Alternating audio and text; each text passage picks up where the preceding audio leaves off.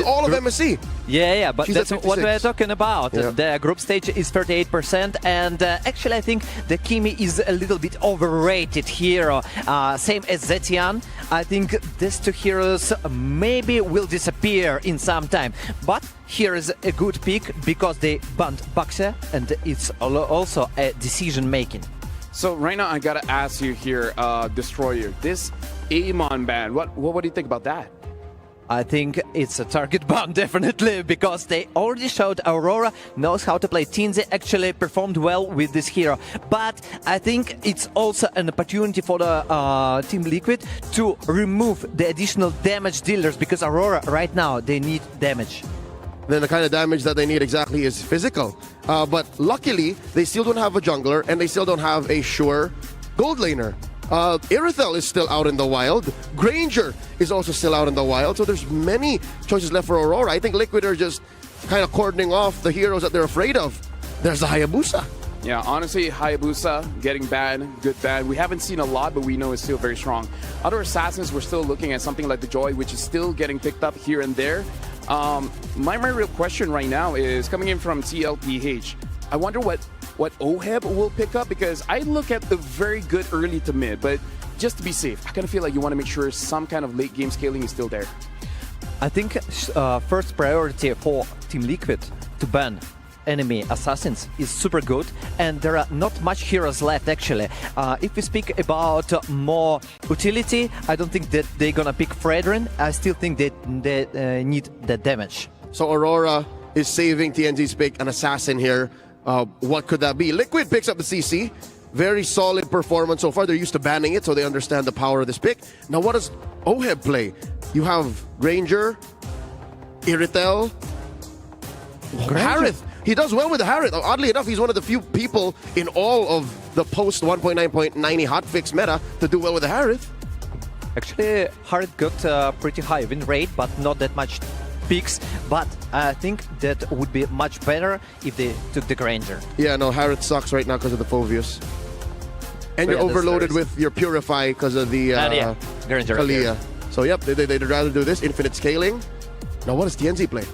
Honestly, at this point, I might even consider that utility. Even though, yes, I agree they do need damage, but when you have a Kimi, you kind of want someone to just stay in the front line, and Kalia is not really a frontline hero. Yes, but you got Phoveus. You got an amazing front lane, a lot of dashes from the left side, and you understand that you can sustain in the fight. Also, you need to burst damage right now, right here. You want to take the Lancelot, for example, at the first target and just remove him. And then fight 5 versus 4. Mind you, TNZ has already played the likes of a Gushan jungle, a Guinevere jungle. Why do we Guinevere right here? I think a I good like it. chain control. It's got to be utility Gwynny though. Yes. It's not damage Gwyn. Liquid kind of locked out that Fredrin because of the CC. Instead it's a Joy, so still damage, still assassin. I mean, like, they need a way to deal with the Jushin as well as the Granger, so really understand the picks here. Destroyer, what are your thoughts on these both picks? If I don't look at the nicknames and just decide about the picks, I still would stay with the Team Liquid because of the combination with CC and Gatot. The curtain call makes it. If that Joy was only a Fredrin, I think it would have been a better double marksman lineup, but no, they couldn't Fredrin anymore because of the aforementioned CC, so I'm all in Liquid too. All right, thank you very much, gentlemen. Thank you very much to our analyst, Destroyer, as well as Leo. This is going to be the first game of the day, and with that, I'm going to be throwing it over to our casters. Thank you for the throw, and thank you for the opportunity. Joined here on the desk, this is Trex and Mirko, and we're jumping in to not only the first game of the Knockout Series, but the 500th game of MSC. This is Aurora going up against Team Liquid. How you feeling, Mirko? Hey, feeling great here, Trex. Again, getting to cast with you. It's been a while since we've casted together. It's great that we get a chance to, again, cast the 500th game at MSC all the way from the start in 2017. Early aggression. It's going to be a shot down, first blood to Rosa. Already 30 seconds in, 40 seconds in, and we were already talking about the mid lane clash. JP taking a bit of damage, should be okay, but the mid lane clash is already there right now. Really comes down to the mid prio, dude. Like when you have Kimi, when you pick up Kimi, it's already kind of guaranteed mid prio. You add in the Kalea. That KK combo is a bit too much to handle, especially considering Liquid don't really have the best of clears and trades early on with the Juicin and Gatot. They kind of have to just play for the turtles, neutral objectives, play with that utility later on to set up with the carries in XP, and Carl in the jungle. Yeah, I mean, taking a look at the mid from Aurora Gaming with these emblems, we've got Wilderness Blessing, we've got Speed, I mean, Quantum Charges around the map. They want to move fast, and we're already seeing the aggression come off early. And against a team like Team Liquid that likes to get aggressive as well, this is something, personally, I didn't really expect. You can really see the respect, though, given over to Aurora. They know, Team Liquid, that they're going to be in a tough spot here without mid-prio. Firmness, tenacity over, the double tenacity, the Brave Smite 2, just all around sustain. And for Aurora, they really want to lean into that power. Sigibu in the bottom lane to be caught, has a flicker, gets away, but gets taken out by Tlph. Very well done by Tlph, securing a kill early on the Lancelot's going to be huge. Aurora, though, still trying to, I mean, it seems like Aurora on the other hand, sticking together, looking for this turtle play. They have to go for a trade on the other side of the map, you know. They just lost their gold lane. Luckily for them, it is weak side. Tianzi might have to use a Retribution here. JP's walking up. It'll be the Retribution straight into the engage. No electrifying beats, full stack. Tlph on the other side, picking up the purple buff as he runs back. But Tianzi stayed a bit too long, gets caught by Sanji. That's huge. That Team Liquid still up on gold. They lose the turtle, but they gain so much more earlier. They get the kill into the gold lane, now killing the jungler. Two heroes that you don't want to lose this early on for Aurora Gaming. Team Liquid taking a more divided approach to these fights, not wanting the big grouped up fights because it seems like Aurora kind of wins out in that a bit. But as long as they can single people out, they're winning. And you can see the instant punish, the capitalization right off the kill over to Tianzi. A green camp taken, the purple buff earlier traded for the turtle. It's immense value for the Lancelot in the jungle. Carl hasn't even taken his own orange. He might just be 2 levels ahead despite losing out on turtle. I mean, he gets the kill, doesn't need turtle. Who needs it when you're farming elsewhere on the map right now? Aurora Gaming, though, I think after losing Tianzi, all right, maybe we do need to slow it down a bit, but still, Rosa, I mean, just so aggressive, and this is what you get with the Kimmy. You get the ability to kite, you get the ability to constantly just stiff arm your enemy's way, but watch out for Sanji, should be okay. Things back to a stalemate. Where do we go from here? Do we think it kind of hits the brakes a little bit? Yeah, definitely.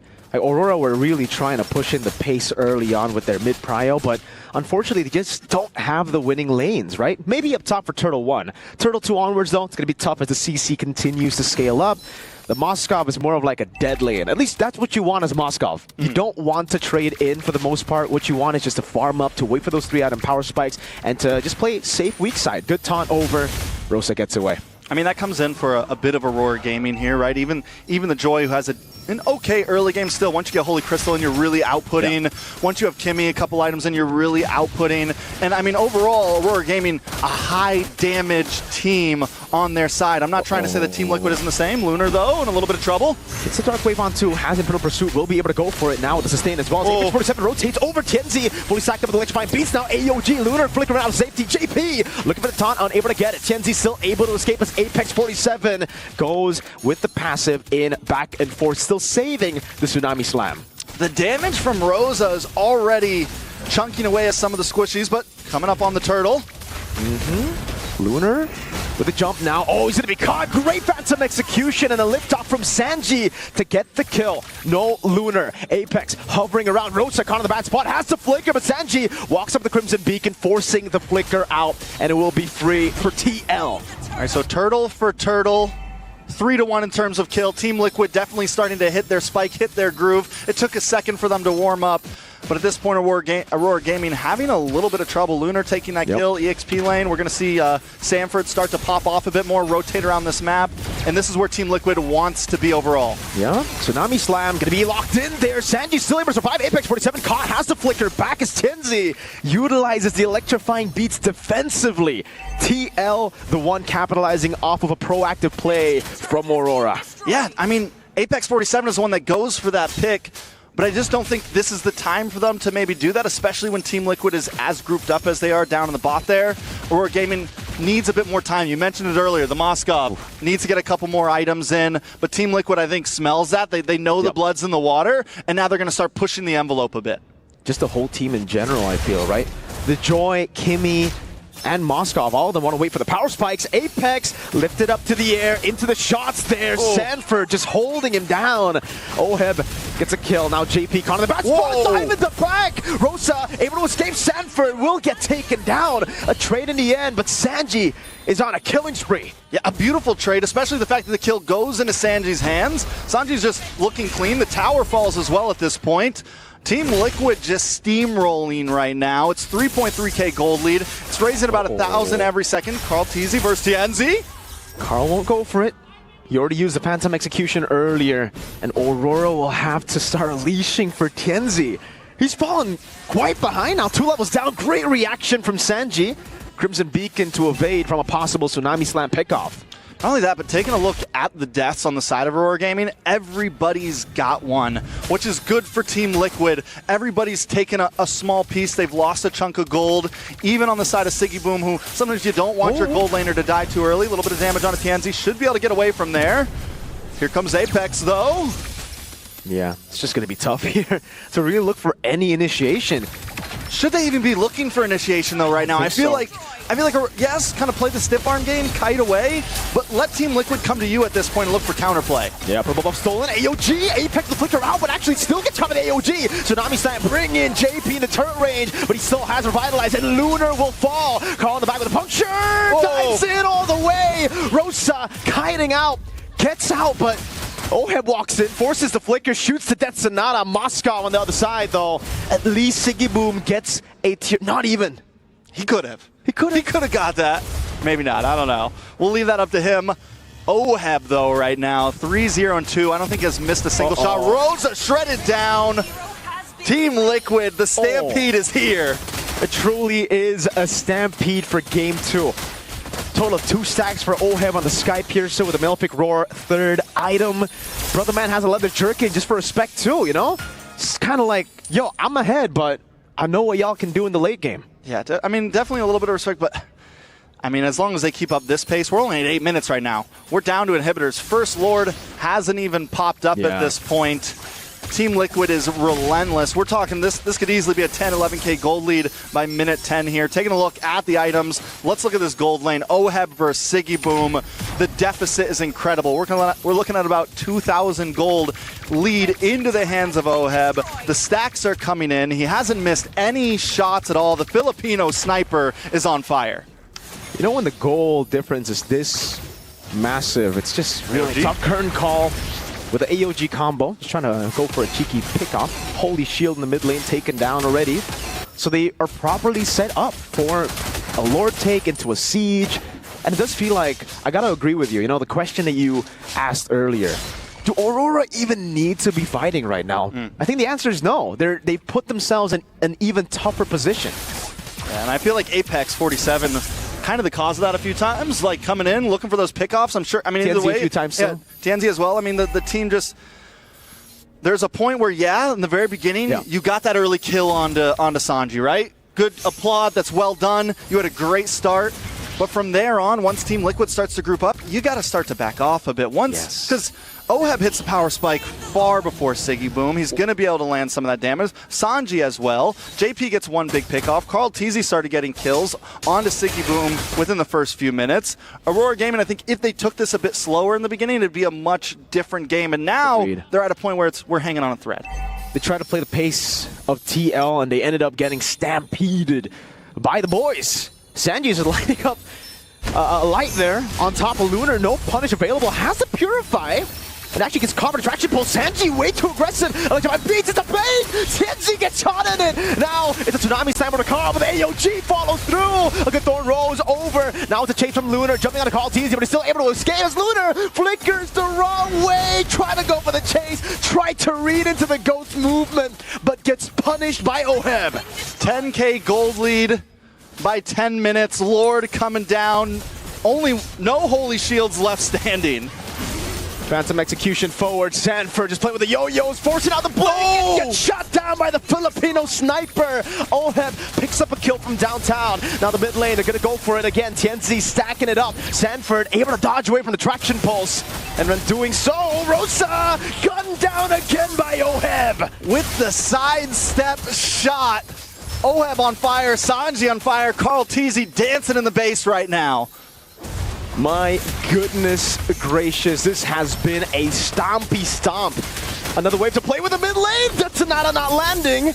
Apex gets to base in time, but it really just feels like it's inevitable at this point. Another base turret falls, and Aurora are just being suffocated in their own base. Carl Tlph just picked up the Malefic Roar just to rub some more salt into the wound right now. Picks it up before the side of Aurora can even really get any defensive items in. Taking a look at some of those items, I mean, look, barely any physical defense. All we have is the Dreadnought armors, not even full antique cuirass on the side of Aurora Gaming. It is a problem for Aurora. It's a big problem because now we see the Dreadnought armor, now we see the anti-cuirass built up by Lunar, but it's too late. There's already endless battles on the other side, Malefic Roars, Hunter Strikes. Oheb's practically dealing true damage at this point. He's been dealing true damage the whole time. The guy's a monster. I mean, and this is one of the things you have to worry about with the Granger. Even though a lot of people, I think, felt like it fell off in the meta a bit, I still think it's very good, and in the right hands, it scales exponentially. Rosa? Oh, able to escape now, but Sanford pops in the curtain call. That's going to be attraction plus the AOG! Locks Rosa down. Oheb is legendary. Throwing Rosa in the back. That's going to be a two-man stun with the Spirit of Misery, but Apex 47 flickers out to safety still. Going to get taken down by the GOAT. Carl Tlph with a double. Tienzi falling to Oheb. 4 members down. Only Lunar left to defend. Game 1 seems like it's over. A dive into the base. A double again for Oheb. And it's GG for Game 1.